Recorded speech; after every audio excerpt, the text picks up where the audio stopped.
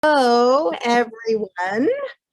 It is great to be joining your group. And I gotta say, you are the first group who I have been invited to in the beginning, where I've actually seen the anthem being played.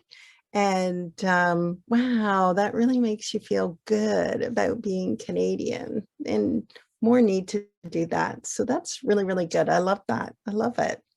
Now, I know most of you are now retired and you're hopefully enjoying not working. Retirement is the final end game, right? This is when you get to enjoy yourself without commuting and without all those commitments, deadlines. I mean, the drudgery of working.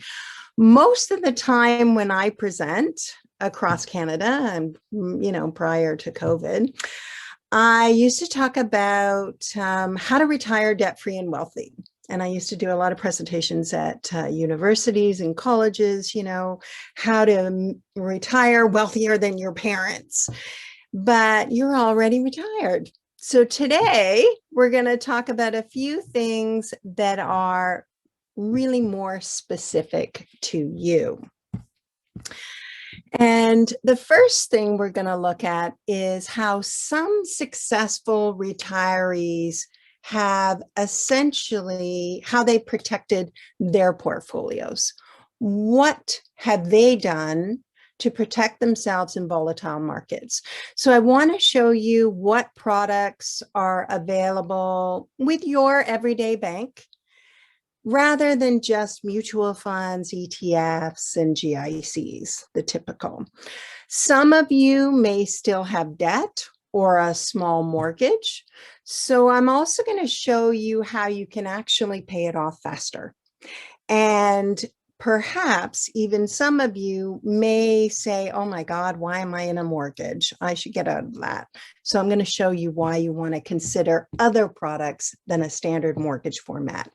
We're also going to talk about, I know this is a mixed group, but we're also going to talk about the difference between men and women. And I want to touch on that because it's so important for women to have a good understanding of what is available to them. And I'm also going to give you a couple of free, estate planning tips along the way to protect your money.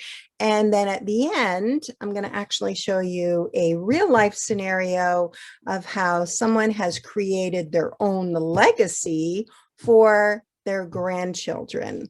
And that is something that I'm going to do actually when I eventually get grandchildren, hopefully, but it's something that you might be interested in too. So let's get started. Now, I know most of you, and I just hang on a minute, continue, there we go. I know most of you have your own advisors and you have your own way of doing things. You've worked all your life and now you're in retirement. You have your own way of doing things. You have your own hobbies. I'm not here to tell you to change anything if it's working, but there's always room for improvement. And why not know what other people are doing? Right? I'm going to be a little tiny bit brash here, but honestly, I believe the majority of Canadians today are still being, how shall I say this nicely, hustled with the same low performing, mediocre products that we have always offered at the retail level in banking. And although you may feel somewhat satisfied, there may be a lot of you out there right now who might say, is that all there is? Is that all my banks are interested in doing for me? Giving me a mortgage, a line of credit, or giving me GICs? Is my advisor, are they really wanting to help me? Or are they just wanting to get more investments to add to their books? There are other products to choose from when you go into your bank. You just have to know what to ask for, and you gotta ask for it because it's not on their mandate to offer it to you. The goal should always be that you want to choose products that provide inflation adjusted income and always deliver returns above inflation. So for those of you who love GICs, I know you're going to hate me right now, but honestly, it's not your bank GICs. And if you watch the news every night, you know that inflation is on its way up, right? So we need to be especially careful with what we put our investments in and what we do going forward. This is a very different time than what we're used to. Okay, so most people today are invested in the market in some way or another, with or without an advisor.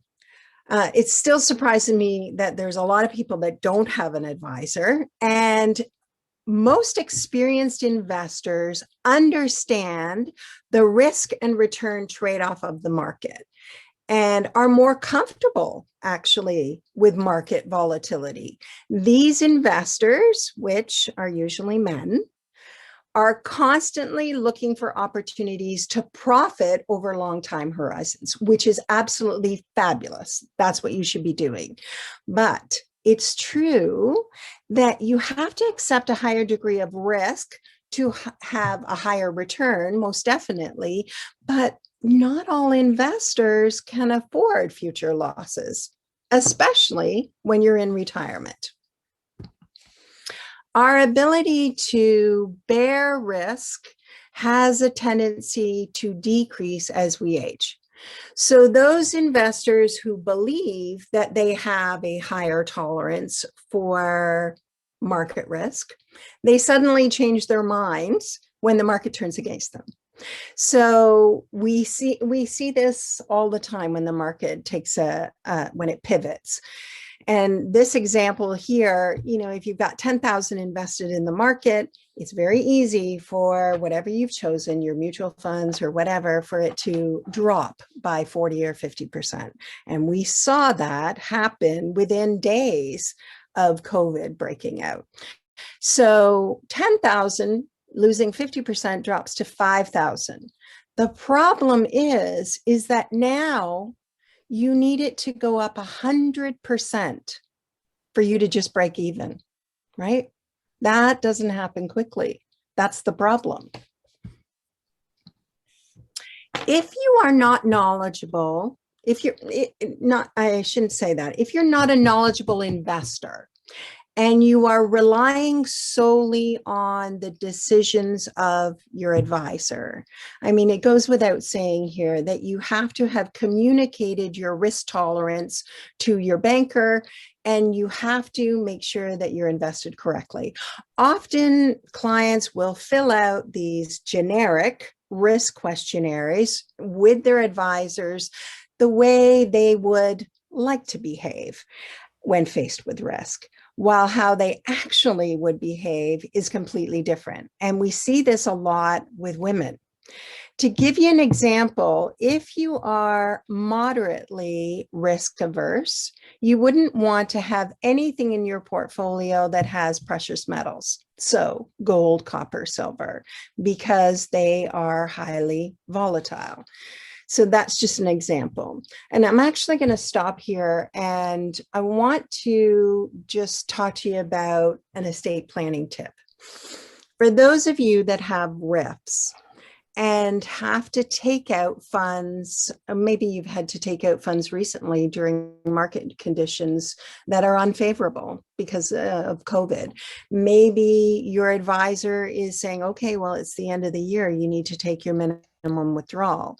You actually do not have to cash in your investments in your RIF if you're being told by your advisor to take the minimum withdrawal from your RIF.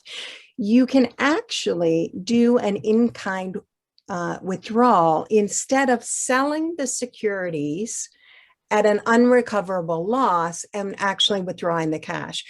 So what you're going to do is you're going to actually transfer it in kind to either a non-registered account, or if you have room, this would be the best, to transfer it to a tax-free savings account. You'll still have to pay the tax on the essential withdrawal, really the transfer of the market value of the securities at that time. But you're not going to have to sell it at an unrecoverable loss because the market is down for whatever reason. Or if you maybe don't even need the funds right now, you can then transfer them to a TFSA or a non-registered account. One thing to remember about this is that when your advisor does do a transfer or a cash withdrawal from your RIF, you must make sure that they have made adjustments for the ACB, which is the adjusted cost base. And if this has not been done, then you're actually going to have what's called a T5008, which is a redemption form that will be sent to you by the government. And what you want your advisor to do, whether you withdraw or do a transfer in kind of your RIF, you must get him to do an ACB test so that he can go back and see if there's any capital losses to lower the taxation. Okay. Now, let's talk about some tips for investing, because that's what we really want to get to the meat of it. I want you to know what high net worth clients invest in and why. When I was an advisor, and I don't do it anymore, but when I was an advisor, to be on my desk, I used to work for private banking, and I was with one of the largest brokerage firms. And to be on my desk, you had to have a minimum of 3 million to invest in investable assets and $1 million in debt. So I would quarterback with all of these specialists that would help out my clients. So that would be accountants, lawyers, estate planners, investment advisors, and we would kind of have a team for these high net worth clients. And this is what we used to invest in. What is called as an SMA. This is a very different investment approach that many of you may not have seen in the past. And it has been the investment choice of high net worth clients or the ultra rich, I would say, for the last 40, 50 years. For decades, they were only available to really high net worth clients. And, you know, it was also available for institutional investors. So you're probably sitting there and you're like, why is she telling me this? I don't care. I don't have that much to invest. I'm telling you because in the last 3 to 4 years, the entry thresholds to get into an SMA have dropped dramatically. So for you to choose an SMA strategy that might have had an entry threshold of 500,000, you might be looking at 75,000 as an entry threshold to get into it. This is phenomenal, and you definitely need to look into it. They really, really, really should be part of your portfolio. It's not that high net worth clients were smarter or are smarter than the average investor. The average investor actually is typically usually smarter because they've done a lot more research. It's more that high net worth clients were given more attention, more opportunities, and more advice on what to choose for their investments and their debt. And that's why you need to look at these.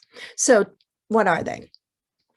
SMAs mirror large institutional strategies that have an absolute return philosophy, downside market protection, and capital preservation. Those are not things that your mutual fund, and certainly not your GIC and your ETFs at the bank, can do. The philosophy, so institutional solutions are designed to maximize growth year over year. And as I mentioned, they have been used for decades with large investors, even pension funds. If you are getting your pension from OMERS, that's in an SMA. If you worked in the hospitals and you're getting your pension from HOOP, that's in an SMA. Research fund, hospital foundation money. So today, a smaller investor can now mirror their portfolio to match an institutional strategy, ensuring that they also have access to an institutional money manager's segregated portfolios, ones that are ranked as high performers, and ensure that they have downside market protection, because guess what? They're hedged.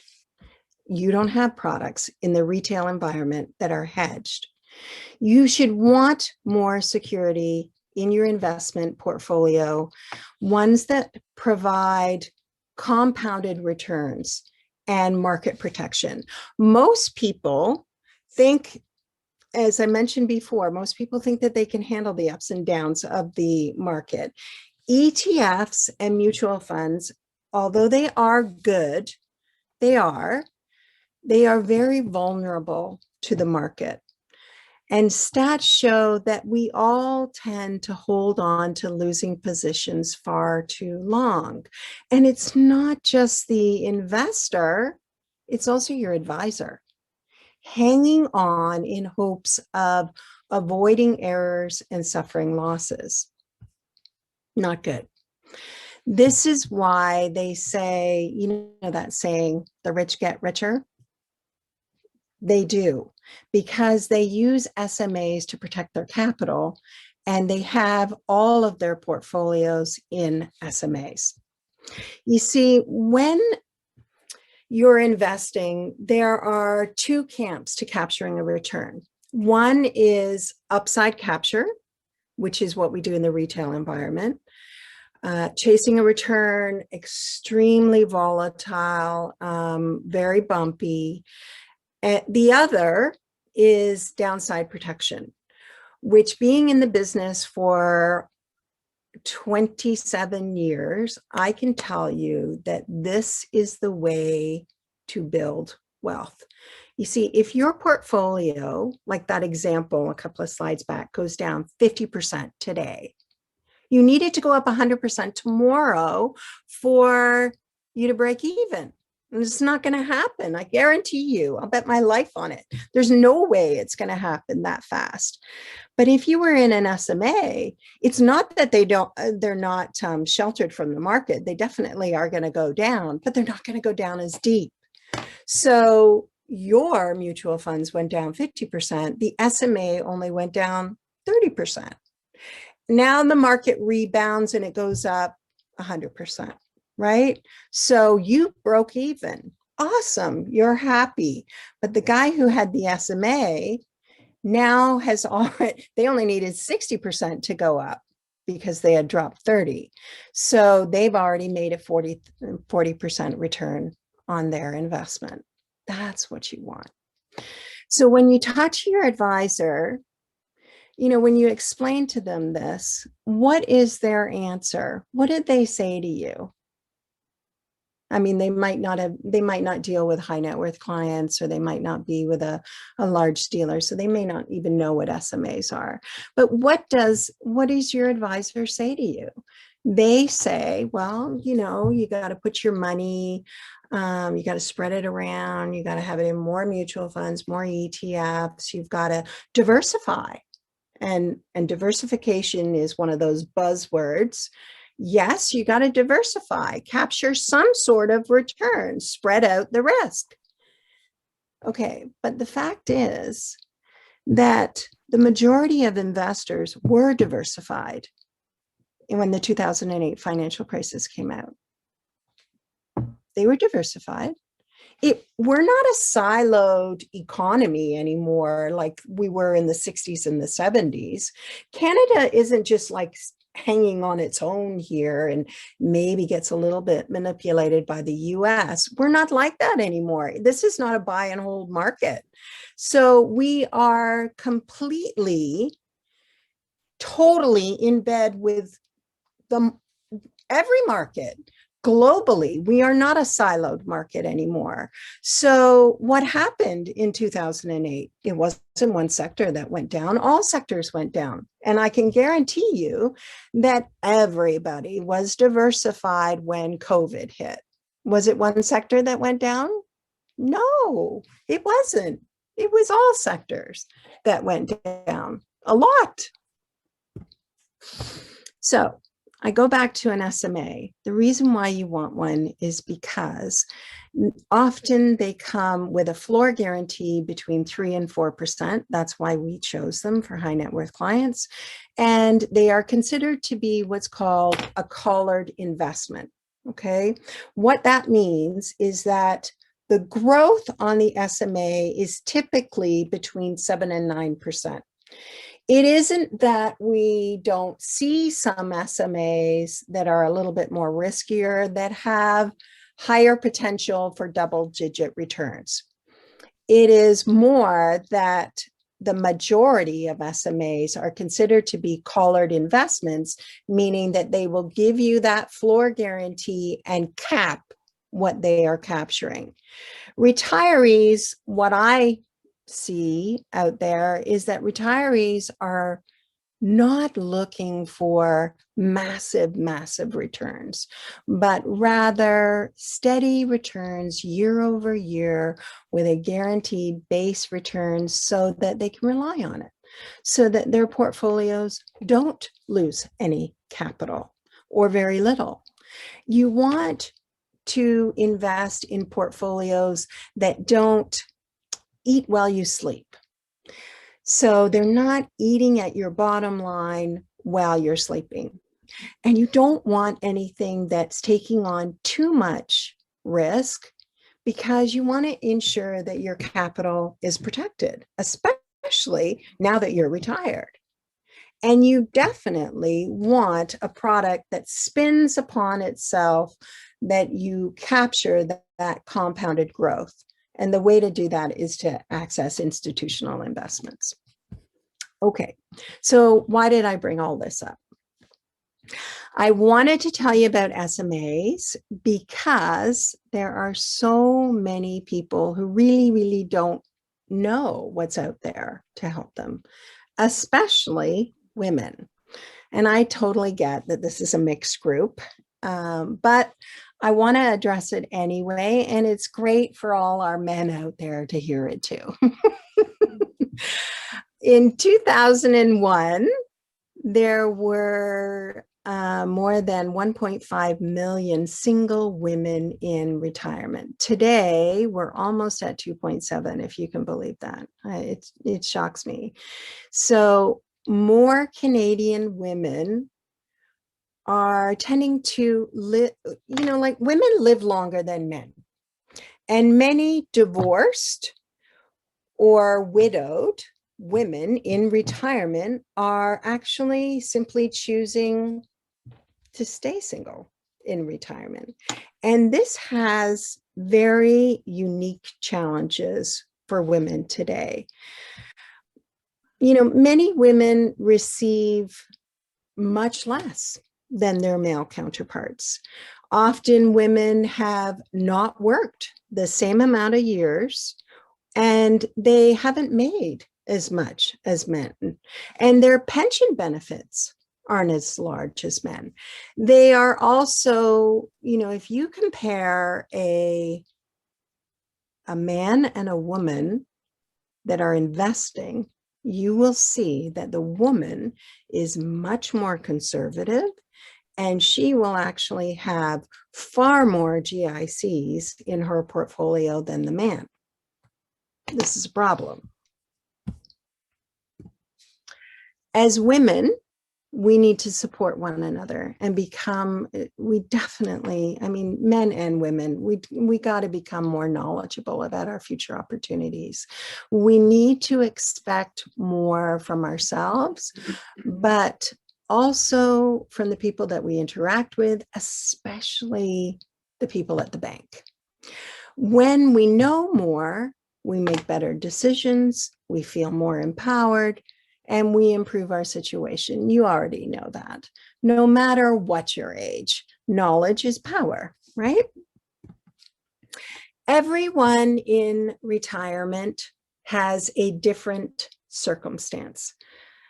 Some people, you know, were great planners. They maybe had a couple of inheritances or whatever, and they had more.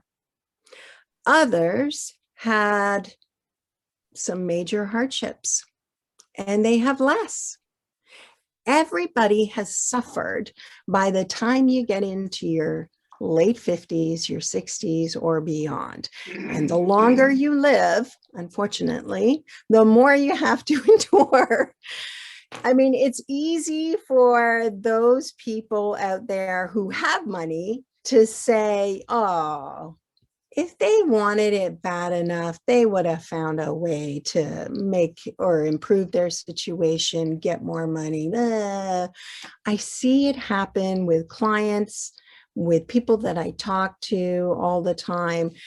You know, even my own, there's people in my own family who, wealthy parents, you know, they say to their, maybe they've got a child who's a single mom, right? Or a single who has a child. Maybe that their child, their single parent child, is wanting to improve their situation or going to school or whatever, but drops out because of something that happens. Oftentimes I see people who pass judgment and they say, oh, they lack the motivation, they lack the drive to succeed, they're never going to get anywhere. Or, you know, my culture, my demographic, as well as your demographic, is all about the hustle culture. You know, get out there and do it. When you are preoccupied with money worries, no matter what your age, you cannot help but feel challenged in every way, every single day. And this is whether you are working or whether you are retired. And I wanted to put this in my presentation because I have had so many emails and comments about this particular topic. So there was a study done in 2016, and I did a lot of research on it, and I want to bring it up to you so that it kind of helps you understand what other people are dealing with, and perhaps maybe to wear your heart on your sleeve a little bit more with others and your family. So this study compared the IQs of those who had money and those who did not. And the respondents were chosen because their IQ levels were exactly the same at the beginning of the test. So they were equally as smart, right? The only difference between them is one has money and one is struggling a little bit. So they go through the IQ test and everything's good. Their answers are relatively the same. However, when they were faced with a challenge about their future, and let's say that might have been, I don't know, a home repair, a car repair, something expensive, it seemed to have their responses to the balance of the testing then began to change. The wealthier respondents did not have to deal with that brain drain to answer the question, because to meet that challenge, the financial challenge of the car repair or whatever it was, because it was relatively easy for them. They had a line of credit, they had money in the bank, they had a big limit on their credit card. They knew that it was relatively easy to pay for that expense. This was not the same for the poorer respondents. They were stuck on the financial issue, since it was more difficult for them to know how to meet this challenge. And therefore, they kind of had less bandwidth available. And I have seen this with retirees, and I've seen it with a lot of working parents.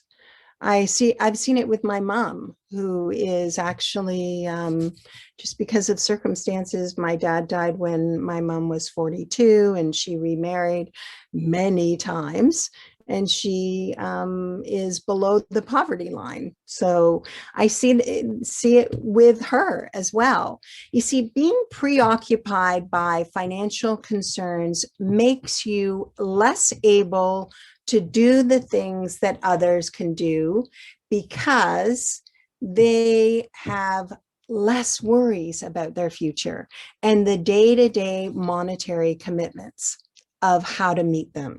And this is something we see a lot in single women in retirement. It is a situation, if you're in a situation where you anticipate financial scarcity in the future, you must make changes now to improve your situation. You want and everyone knows this, but I'm just going to remind you again, you want a well thought out strategy that provides for the unexpected, and something that will help you pay for unexpected costs that may not be built into that really tight budget. So let's talk about how to create that. Have you ever heard of a collateral charge? Do you know what it is and how it works? When we would have clients come over, high net worth clients, they would all have mortgage debt. We would take them out of a mortgage and we would immediately put them into a collateral charge. Honestly, I believe if you own your own home, everybody should have this product. Whether you are working or you are retired, you should have this product to just in case something unforeseen happens in the future. So let me show you what it is. A collateral charge is a financial planning tool. It's secured against your primary residence for 100% of its current value. There's no term, no renewal, fully open, extremely flexible, can be broken into multiple pieces. You can have up to 25 different segments underneath the charge. And I would say for the right type of person, it truly, truly is complete freedom. The reason I want you to consider it is twofold. If you have a mortgage or a line of credit or even just consumer debt, placing it in a collateral charge will immediately fast track and pay it off faster, since the interest is calculated differently than any other product or any other loan format anywhere in the banking industry. It is a true pay for what you owe. So it calculates the interest based on the outstanding balance each and every month. Now you're going to say, well, that sounds kind of like a line of credit. Kinda, but without the restrictions, which makes it really, really good. So I'm actually going to pick Brenda, and I know I don't see a picture of Brenda right now, but Brenda, you're the only person whose name I remember. Yes. So I apologize, Brenda. I don't know anything about Brenda. I don't know her financial predicament or her finances or anything, but we're just going to have a little pretend here. So let's say that Brenda has a mortgage, okay? And let's say that her mortgage is 300,000. If you have a mortgage in Canada, most people think that they understand how mortgages work, but I'm going to give you a little lesson on how they work. So all mortgages in Canada are calculated semi-annually, not in advance. So they all work on a calendar year. So if you have a mortgage, you get your annual statement January or February. That's based on the previous year because we all work on a calendar year. And we open you up January 1st and we say, okay, Brenda, how much do you owe? You owe 300,000. Awesome. Great. What's your payment selection? Weekly is the best. Monthly is the worst. And we spread it out over 6 months to June 30. Then we recalculate July 1st and spread again to December 31. So that's how you get those 2 6-month blocks, right? If you make a lump sum payment to your mortgage, awesome, Brenda, that's amazing. Remember, everything is preset and front loaded. Let's say that Brenda has in her pocket today $10,000 and she wants to put it down on her mortgage. Great. So she goes into the bank and she does a lump sum payment of $10,000 to her mortgage. Today is October the 26th. Fabulous. You will see your principal go down by $10,000. However, the interest will not adjust based on the lesser balance. It will not adjust based on you putting the $10,000 prepayment down because it's already set up on July 1st. And it will not reopen and adjust the interest until December 31st for the next restart, which is January 1st. That's how mortgages work. So mortgages, I would say, are our biggest money-making machines. We love them. So it doesn't matter what your interest rate is, whether it's 2% or 3% or 5%, it doesn't matter. Because we only calculate semi-annually, not in advance, we know that we are going to get all those little pennies based on your payment selection. And credit unions are even worse. They are allowed to calculate annually, which is once a year. Now, this is why you want to choose a collateral charge because it's different. It calculates monthly. So if Brenda's mortgage is 300,000, she pays interest on 300,000 and the principal and interest is split, right? Next month, she doesn't owe 300,000. She owes 295. Great. So her payment may stay the same or it may fluctuate if she chose it to. But the principal is now greater and the interest is less. That's what we want. So you want a product that is working with you, right? Moving with you. The other reason why you want to consider this product is that it has no term and no renewal. So if you were to go into your bank today and get it, you could keep it for the next 30 years and never have to qualify again. You could pay it off. You could draw it down on Monday and pay it off on Friday. It's completely open. Hence the reason we recommend it for estate planning. When you're retired, you're usually at a much lower income level.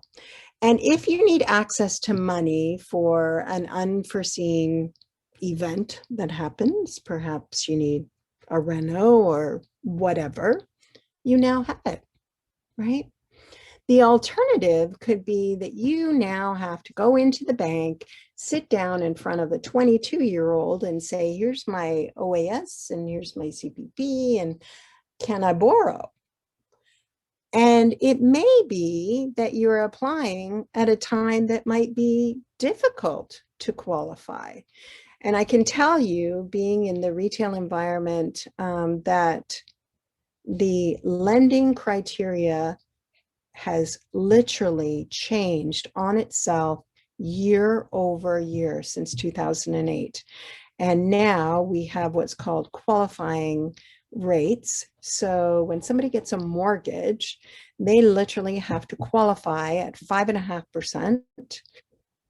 And that's actually not the rate. I think it's even more than that. I think it's at 5.74, even though I'm going to give them a rate at 3%. They still have to qualify. Thank you to our federal government for doing that. So those are the qualifying rates for getting collateral, right? Your collateral charge never changes. It doesn't expire. And you could keep it at a zero balance for 20 years if you want. You know, I have a lot of people who actually say to me, oh, Chris, I don't want any debt. I don't want any debt. I don't want anything tied to my house. Okay, so my answer to that is, well, if you have a collateral charge and you have a zero balance, you don't have any debt. It's also registered on title with you, with your name, so it protects you against identity theft and fraud. And when you retire, you still want to have access to credit, right? If something happens.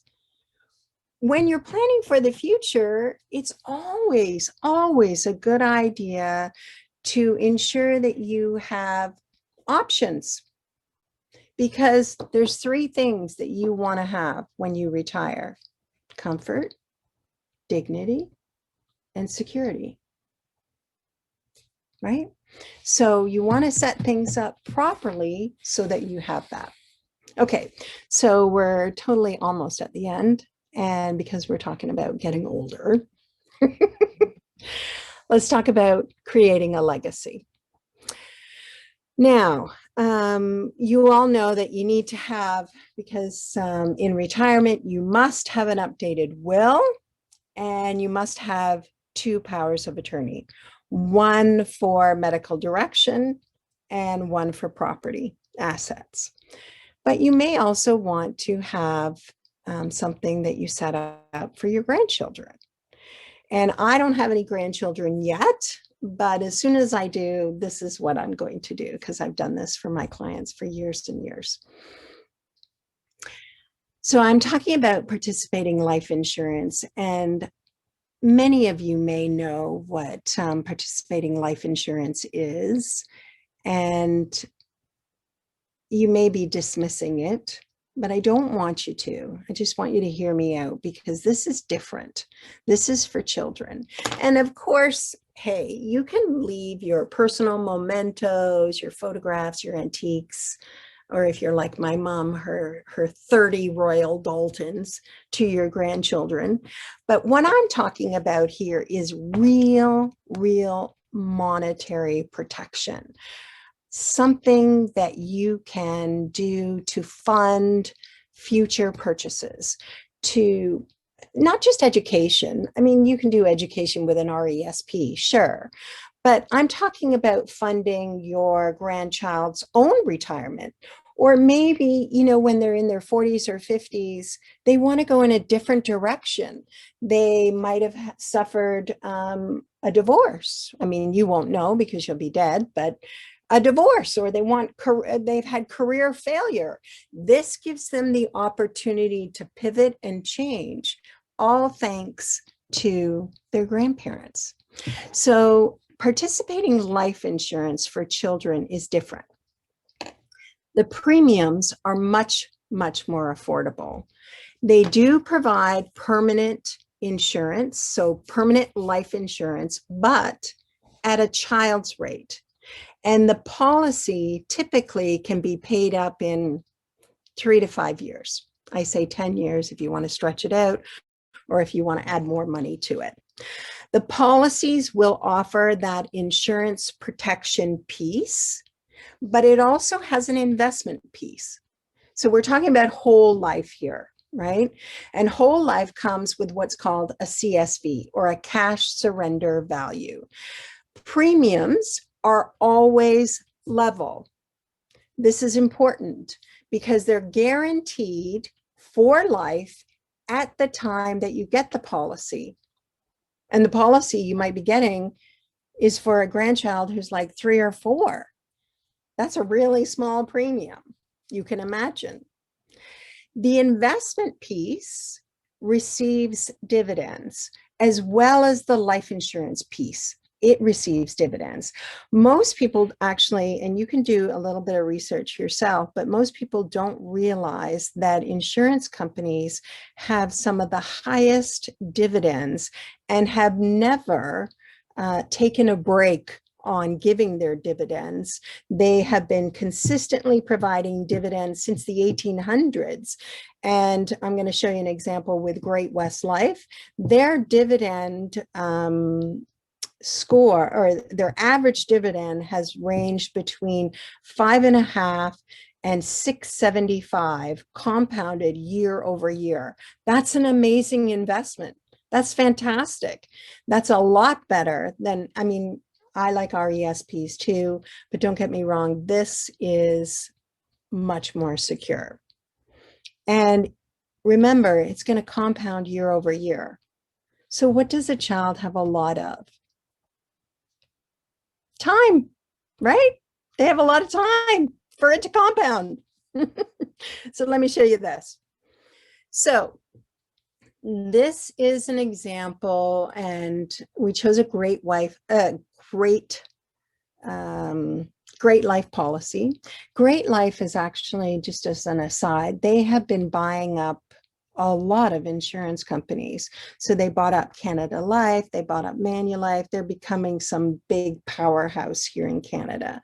So they would be a good one to consider if you were wanting to do this. So remember, there's 2 pieces to the product, right? There's the life insurance piece, and then there's the cash surrender value piece. So these clients, they actually only had 1 grandchild, and they wanted to put $50,000 into an RESP for their grandchild. And then we were all set to do that. And then they came back and they said, you know, what if my grandson, what if Jason doesn't want to go to university or college? What if he starts his own business? You know, he's very creative, blah, blah, blah. I don't know how they could imagine that at 3 or 4. But anyway, that's what they did. So we said, you know what? Another alternative that you can do is, rather than choosing an RESP, which is designed specifically for higher education, you can give him a lot more flexibility by going into a participating life policy. So I'm going to put my cursor here. You can see what the contracted premium was. So they started it up for Jason when he was 5, right? Their contracted premium was $670. The premium that they chose to put into the policy, they decided to up it to $60,000. That was their inheritance to their grandchild, $60,000. So they split it over a 10-year period. So $6,000 was being injected into the policy every year for 10 years. The face value, so the life insurance face value piece was $1 million, just over $1 million. So that was a guaranteed when they set up the plan, and there was a guarantee premium, contracted premium of $670 every single year. The extra funds will fund what's called the CSV. This is the actual, okay? Here's the CSV after 30 years, $290,000, and here's the life benefit after 30 years, $1.6 million. So if Jason were to have died, and I need to just turn my screen a little bit. If he were to have died at 34, let's say he died at 30, okay? He would have actually been paid out on this policy, the 2 pieces, which is the cash surrender value as well as the life benefit. But the reason why you choose this program is because you want your grandchild to have access to this. This is also what he can use as collateral, because the banks, and you can ask your banker, all banks recognize participating life policies as collateral because it's an asset. It's like an investment property. It just keeps going up in value and is guaranteed the dividend. So their grandchild, let's say he wanted to go in a different direction with his career or start a new business, he could take this money out. The life benefit continues to grow until he dies. If he took a portion of this or he drained it completely, it would start again and start building again based on the dividends. We have seen policies, and I don't know why it is that Canadians don't, these are really underutilized in Canada for children and really used a lot in the US. We have seen policies that have actually skipped a generation. So meaning it was set up for a grandchild, and then the grandchild was in their 60s or 70s, never used it and bequeathed it. And I don't know whether Great West Life allows you to do that. Some of the other smaller companies do. But they bequeathed it to not their child, but their grandchild. So now you have policies that have been left to continue to grow. And as the amounts get bigger, the dividends get bigger. And we've seen policies that have been left to grow for 50 and 60 years that are worth millions. Like just, it would just knock you off your chair. It's so high. The bottom line is, when you want to create a legacy, you know, when I want to create a legacy for my grandchildren, you want to be thought of in a loving way. You want to be valued. You want to be remembered. And I guess because I'm a longtime banker, when your grandchild is sitting, you know, when that grandchild is 50 and you're long gone, and he's sitting in front of a banker or a financial planner, and they're going over his investments, and then they come to this one, and he says, wow, that's incredible. You got 3 million here.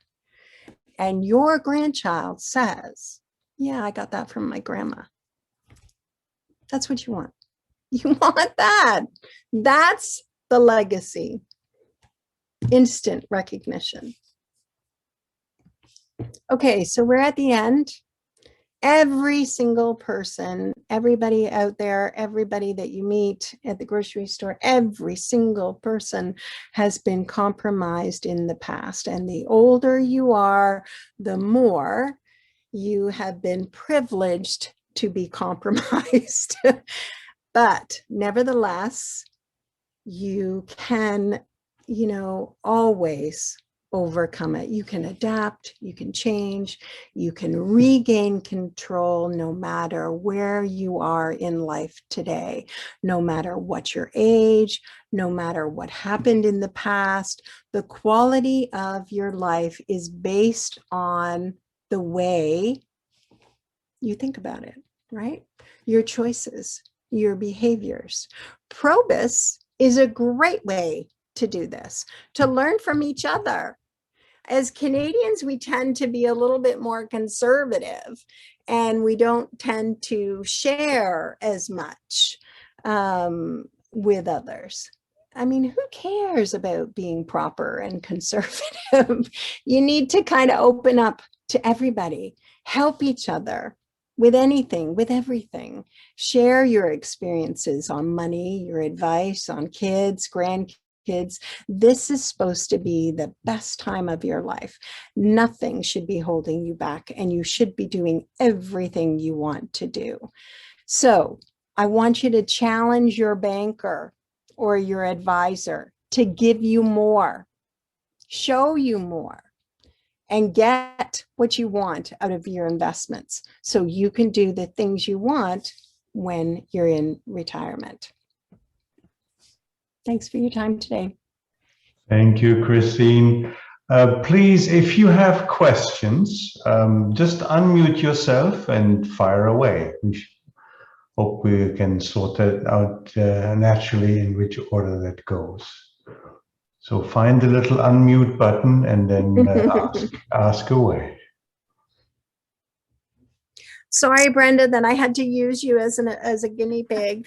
No problem. No problem at all. Hi, Christine. I just have a question about the participating life insurance. What part would be taxable to the grandchild? So the amount that they withdrew from their cash surrender value.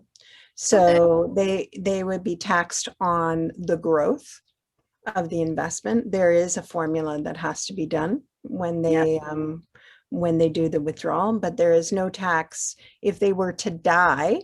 There's no tax on the CSV or the death benefit. So they would get both it's only if they are still alive, and it's based. There's a whole schedule that it would take me another half hour to go over the taxation piece, but there's lots of ways that you can move around it.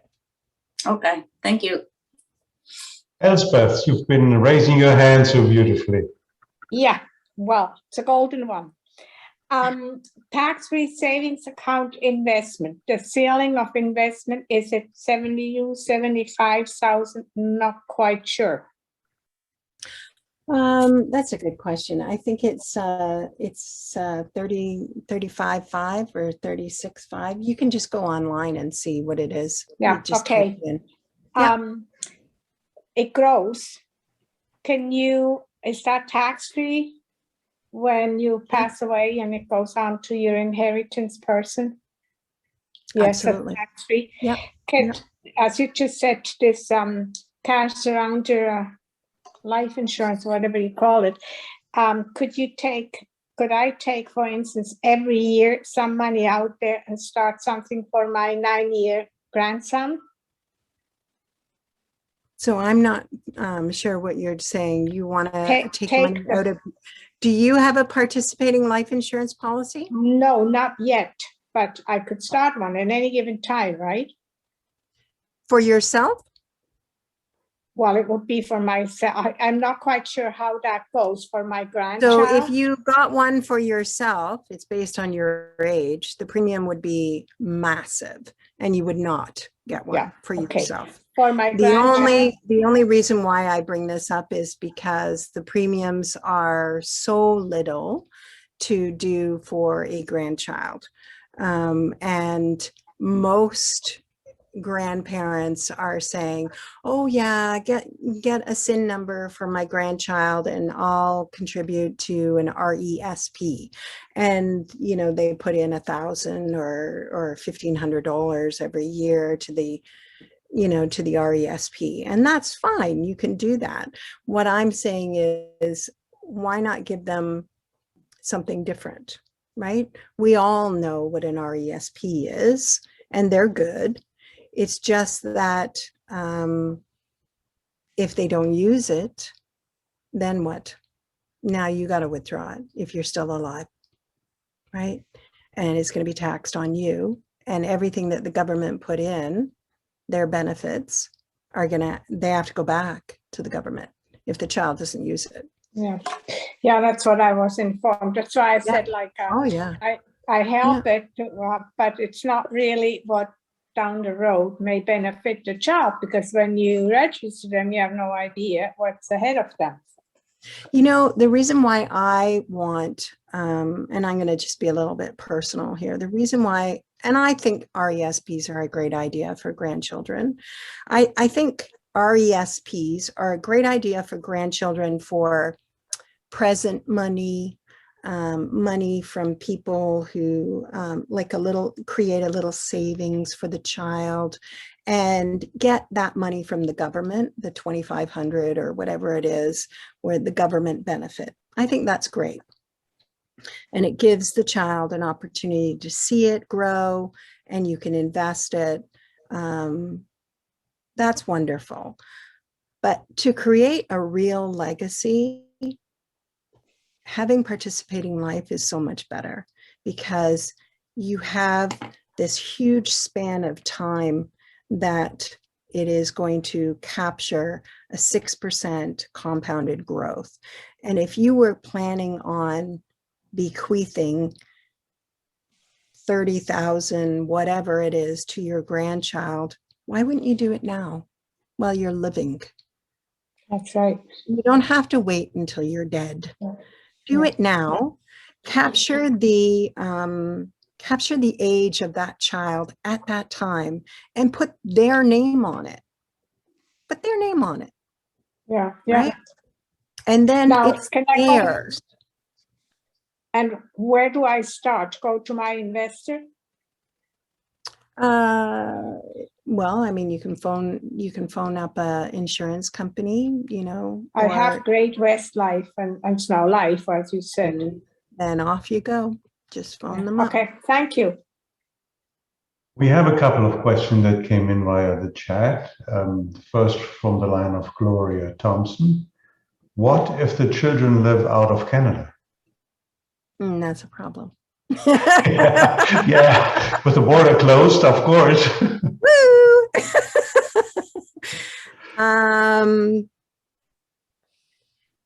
So yeah, there's lots of mechanics with that too. So this is the same as you having an executor that is someone out of Canada. There's huge tax implications. I wouldn't recommend it. I really wouldn't. No, the child has to be here in Canada. Because then they will get, they may get double taxed.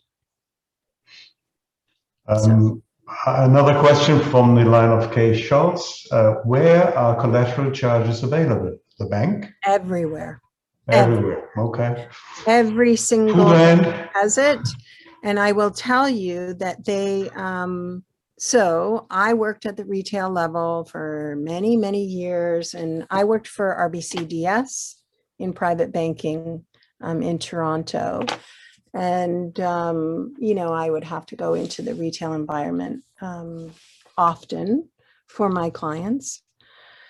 They have mandates, right? The personal bankers, they have so many visas that they have to sell, so many MasterCards that they have to sell, so many lines of credits that they have to sell, and so many mortgages that they have to sell. If you go in and you ask them for a collateral charge, and I'll tell you the names of what they are for each bank if you wish, they're not going to really want to do it because the banks don't make that much money on them. The reason why we offered it in private banking was because, yeah, the bank's not going to make very much money on it, but we just got a client that brought over $3 million and we have to make it beneficial for them to stay. So we're going to show them how to pay off their debt faster, how to eradicate their debt, how to save on interest. We're going to do all these things to make them happy so that they keep their money with us. I mean, that's the bottom line, right? But when you get into the retail environment, they would prefer not to sell you a collateral charge because there's too many, it's too flexible. It's not a mortgage. There's no term, there's no amortization on that thing. It's easy peasy for everybody, but not for the banks. They're not making very much. Thanks. Don Collins-Williams, I believe you raised your hand. Hi, Don. That was very interesting. I'd like to ask a supplementary question on the child living outside of Canada question on the participating life insurance. If we were to purchase participating life insurance on our grandchildren who live in Canada and are Canadian citizens, who knows what the future holds if they move to the States or England 25 years from now? Correct. If it was bought when they were in Canada, is everything okay? Or are there all sorts of adverse tax consequences? You know what? I can't, 25 years? I can't. So typically I would say for me, if it was me, I would be fine with it. Like if I was buying it for my grandchild, and you're totally right. If that grandchild moves to Australia or the UK, what do you know, how do you know? Wouldn't they just cash it? So the problem comes if they were to cash it out early, right? And they're not in the country. But if they're in a country that has tax treaties like the US, like the UK, they're not in maybe Zimbabwe or wherever, then I think they're probably fine. But no, they need to be a Canadian citizen. Okay, any more questions out there? That would be a good question that you should ask your insurance broker who is putting the policy together for you. I would ask him those questions. I'm sorry, I don't know. I don't know. The collateral. Christine, Oh, I'm sorry. sorry. I have a question for you, and I'm sure there's other people as well, but is there a downside to keeping a line of credit open but unused? No. Okay.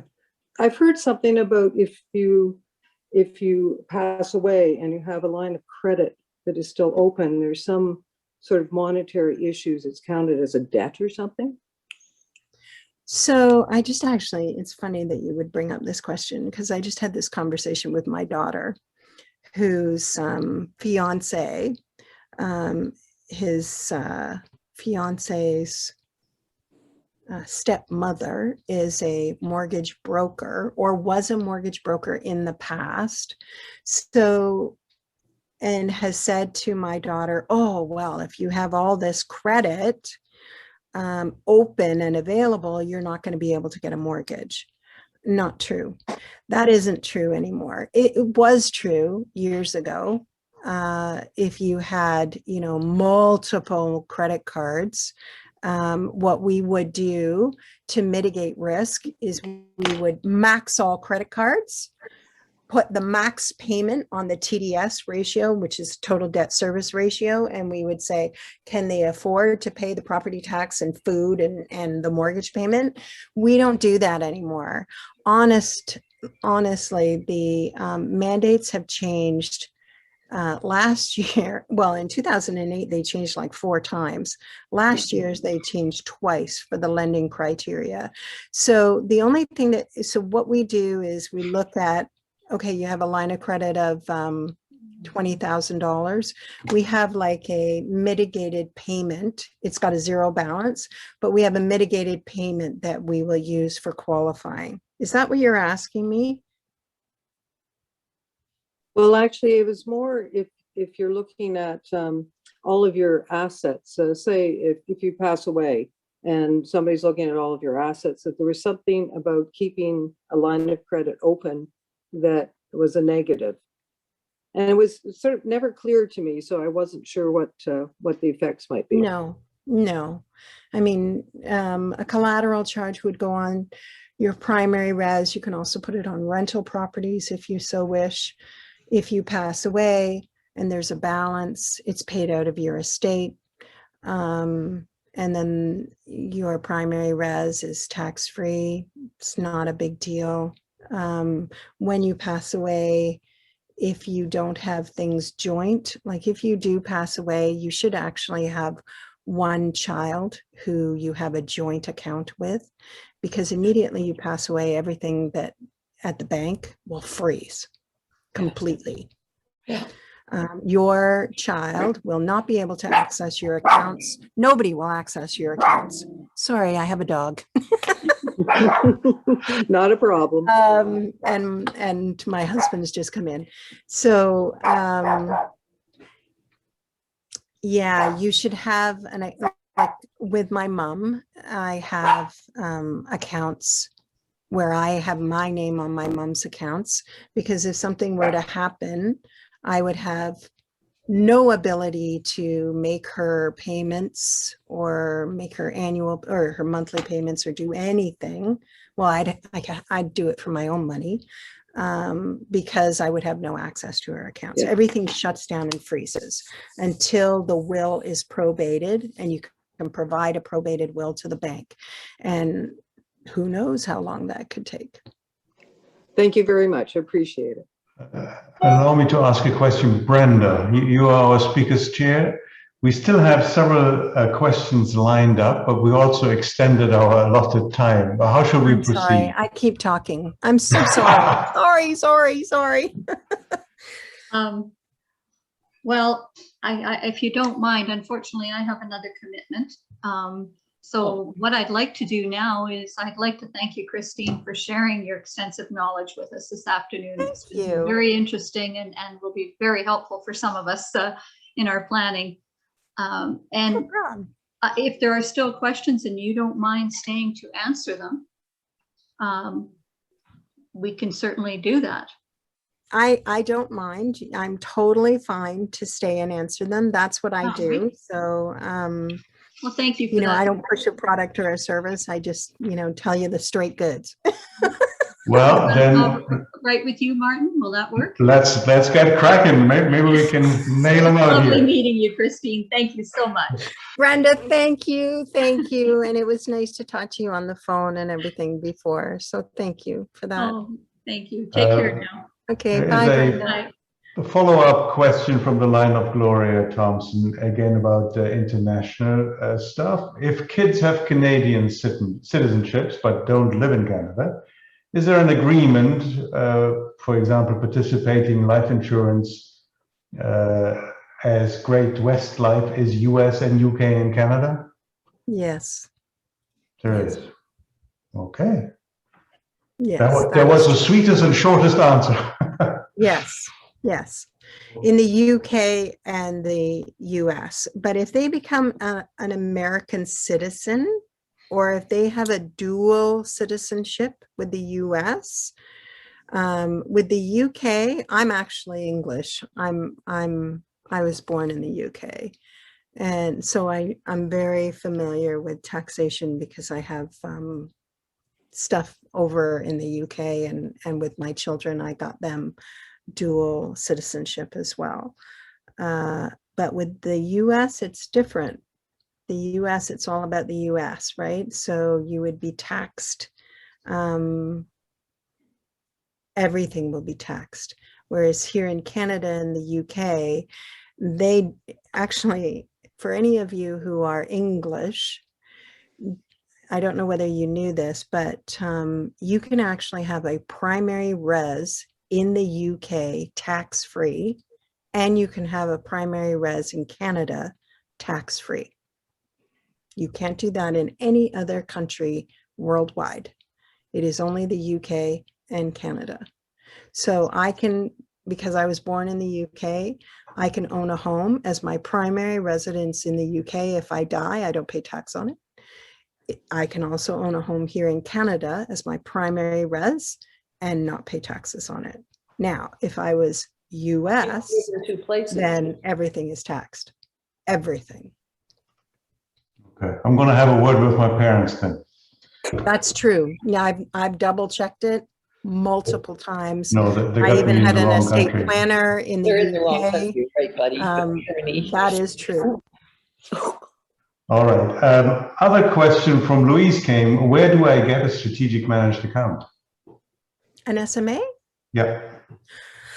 You get them from, you can't get it from the retail division at the banks. You have to get it from a brokerage house. So the best brokerage firms would be affiliated with the banks.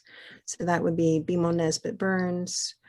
BMO Nesbitt Burns and RBCDS have the largest selection of SMAs. Scotia Capital, I have worked for Scotia Capital in the past. I don't know, so this was a couple of years ago, but their SMA selection was poor. It wasn't very good. And nor was CIBC. TD was not too bad. Thank you. A question from the line of Louis Charland. What is the difference between a collateral charge and a line of credit? Okay, so I could talk forever on this one. So most people think that a collateral charge is a line of credit, and kinda it is. But a line of credit in Canada, you can only get, it's mandated and legally, you can only capture 65% loan to value. That's it, period. So if you have at TD a mortgage and a line of credit, so it's called a HELOC. So you have a mortgage and a line of credit, and as the mortgage goes down, the line of credit goes up, but the line of credit can never exceed 65% loan to value, ever, right?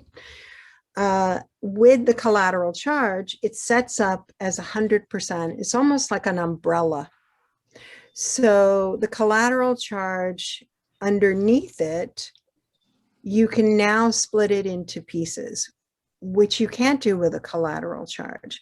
And the reason why we recommended it to high net worth clients was not only to fast track their debt, but to give them flexibility to do with what they wanted. So, you know, to make money, you have to spend money. And there are a lot of ways to invest with debt. One would be to buy rental properties, right? So let's say you wanted to buy a rental property, or yeah, let's say you wanted to buy a rental property. Where are you going to get the 20% down payment from? So are you going to refinance your mortgage to get the 20% out? Or are you going to take it off your line of credit? Or are you going to cash in some savings or some RSPs or whatever? Where are you going to get that money from? So we turn around to our clients, or what I used to do is I would say, I want you to use the 20% as debt, because that 20% is a tax write-off. And if you take it from your savings, you can't use it as a tax write-off at all. And if you restructure your mortgage and amalgamate all of it into your personal debt, either on your line of credit or your mortgage, the CRA doesn't recognize it because you polluted it with your personal debt. And they don't allow for percentages anymore. That stopped in 2017. So you can't have it that way. So now that 20% that you actually put on your mortgage and you pushed out the amortization and you're paying for, it's not a tax write-off because you've amalgamated into your personal debt. So why not have a collateral charge? We'll keep your mortgage separate as a personal mortgage or personal loan of whatever it is, 300,000. And now let's say that your house is worth $1 million. I'm going to give you a collateral charge for $1 million. The first segment is 300,000, which is your personal loan, your mortgage. But you want to buy that rental property. And let's say that rental property is 500,000. Well, you need $100,000 as a down payment. That's 20%. Federal government mandates that you can't go high ratio. You must have 20% down as a rental property. So you take the 20,000 from another segment on your collateral charge. That 100,000 receives its own statement. You can label it with the address of the property, rental property, number 123 Street, whatever. And you get an annual statement every year. You take that to your accountant and you use it as a tax write-off, right? And then now you have your 100,000 to put down on your rental property. On the rental, you put another collateral charge. And the collateral charge on the rental is perfect because the government mandates that you can only have 80% loan to value, right? So you put the collateral charge on the rental, but they only allow you to have 80%. But the collateral charge sets up at 100%. Perfect. So as the renter and as time goes on and the value of the property goes up and now it's worth 650,000, you then go back to the bank and you say, hey, do an appraisal on my property. I want to adjust my collateral charge. I want to increase the limit, blah, blah, blah. They do. Okay. Costs you $275 to do that. It's like nothing. Use it as a tax write-off anyway. And then now you do an equity takeout on the rental property and you either take that money and you pay off your investment piece, which was the 100,000 for buying the rental, or you put that 100,000 down on your personal debt, which is what I would want you to do.